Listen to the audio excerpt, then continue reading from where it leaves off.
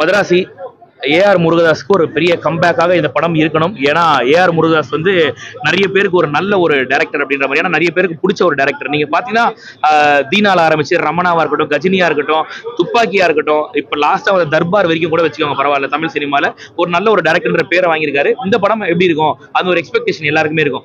But உள்ள வந்து பார்க்கும்போது நான் எந்த எக்ஸ்பெக்டேஷன் இல்லாம வந்து பார்த்தேன். நிறைய பேர் வந்து பாத்தீங்கன்னா ட்ரைலரை பார்த்துட்டு இது ஒரு துப்பாக்கி 2-ஆ இருக்கும் அப்படின்னு நினைச்சிட்டு வந்ததுனால மேபி ஒருத்தர் பிடிக்காம இருக்கலாம் மேபி. ஆனா என்ன பொறுத்த வரைக்கும் எந்த எக்ஸ்பெக்டேஷனும் இல்லாம உள்ள வந்தேன். படத்தோட ஆரம்பத்துல பாத்தீங்கன்னாக்கா ஒரு வில்லனை காமிச்ச விதம் வேற லெவல், சான்ஸே இல்லை. என்னன்னா தமிழ் சினிமால ரொம்ப வருஷம் கழிச்சு ஒரு வில்லனுக்கு இந்த அளவுக்கு ஹைப் கொடுத்துருக்காங்க அப்படின்ற மாதிரி தோணுச்சு. நல்லா இருந்துச்சு, அதுக்கு ஒருத்தாவும் இருந்துச்சு.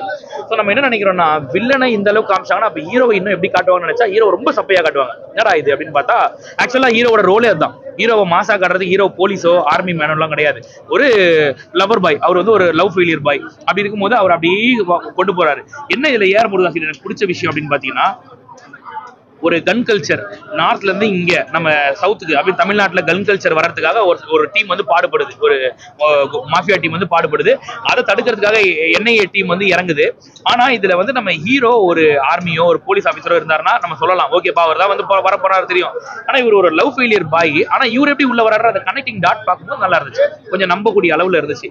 அதே மாதிரி வில்லன் பயங்கரமா இருக்காரு. வில்லனை எப்படிப்பா அடிக்க முடியும்னா நம்ம மனசுக்கு தெரியும், கண்டிப்பா ஹீரோ அடிப்பாருன்னு தெரியும்.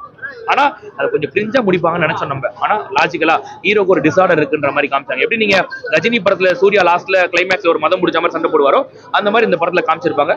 லாஜிக்கலா நல்லா இருக்கும். உண்மையிலேயே ஹீரோ ஹீரோயினோட அந்த கெமிஸ்ட்ரி சூப்பர்.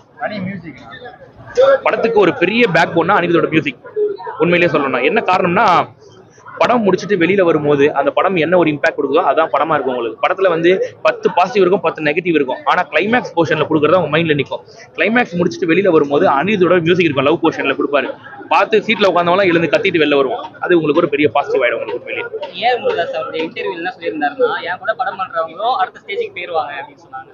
அது உண்மையாக்கிருக்கா அந்த படத்துல? இல்ல அப்படியெல்லாம் சொல்ல முடியாது. நீங்க உடனே திரும்பவும் சொல்ற ஒரே விஷயம், ஏஆர் முருகதாஸோட பழைய படங்கள் எல்லாம் நீங்க எடுத்து பாத்தீங்கன்னா கம்பேர் பண்ணாதீங்க இந்த படத்தை அது கூடலாம், சரிங்களா? ஆனா கம்பேர் பண்ணாம ஒரு படமா இதை நாங்க உட்காந்து பாக்குறோம் அப்படின்னா பாக்கலாம். ஏன்னா இன்னைக்கு நிறைய பேருக்கு ஒரு படம் பிடிக்காம போறதுக்கான காரணமே எக்ஸ்பெக்டேஷன் நிறைய வச்சிடறாங்க எல்லாருமே. நான் இப்படி இருக்கும்னு நினைச்சேன், அப்படி இருக்கும்னு நினைச்சேன், அப்படி இல்லை. நீ ஏன் நினைச்சது வந்த ஒரு படமா உட்காந்து பாரு, பிடிச்சா பாரு, பிடிக்கலையா சரி போயிட்டு இருப்போம். அது உன்னோட மைண்ட் பொறுத்து. நான் எந்த எதிர்பார்ப்பும் இல்லாம வந்து உட்காந்தாலும் எனக்கு படம் பிடிச்சது. மேபி இன்கேஸ் இது துப்பாக்கி 2 துப்பாக்கியை பீட் பண்ற அளவுக்கு இருக்கும்னு நினைச்சிருந்தா டிசப்பாயிண்ட் ஆயிருங்க. எனக்கு கண்டிப்பா வந்து களி ஊதிட்டு போயிருப்பேன். கண்டிப்பா பார்க்கும்போது எஸ்கேவோட நடிப்பு எனக்கு ஒரு பெரிய பாசிட்டிவா பட்டுச்சு. வில்லன் வித்யூத்தை காமிச்ச விதம் ரொம்ப நல்லா இருந்துச்சு. ஹீரோ ஹீரோயினோட அந்த கெமிஸ்ட்ரி சூப்பரா இருந்துச்சு.